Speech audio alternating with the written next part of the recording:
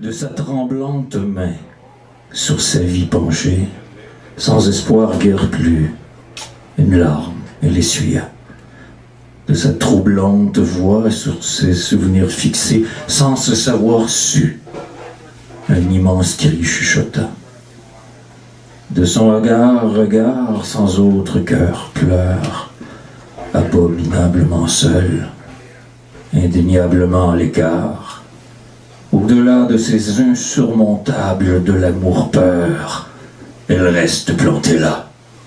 Sa vie se fait tard. Plus qu'un seul but, obsessionnelle envie. Elle alors se relève, lenteur subite, désespérée dans le mur, s'élança, anéantie.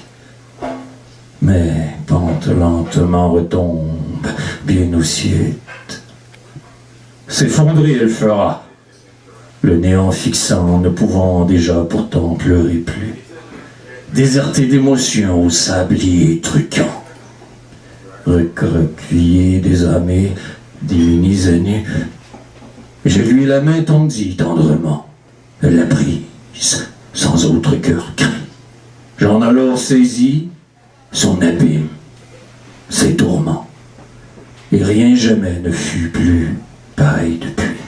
Car transmise ainsi, comme un venin morat, sa déroute, sa folie et toutes ses croix.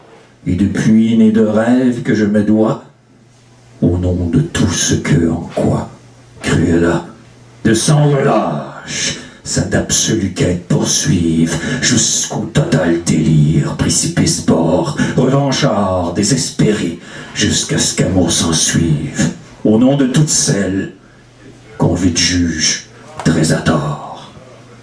Prisonnière de leur éveillé rêve, inassouvis en vie, saisie découverte du passé poétesse, à jamais ainsi condamnée. Elle devrait chercher la liberté, l'absolu, un sens à leur vie. Autre terrible prix à payer pour ces femmes récalcitrées. C'est pourquoi, oh, leur nom est brisé, elles. Fort et haut, je vous clame et proclame que leurs pleurs, leurs d'amour cris, leurs blessures et autres, au cœur écorchure, ne resteront plus jamais perdus dans l'oubli. Moi, l'homme oublié, vous m'entendrez parler d'elle tant qu'il y aura la liberté. La poésie.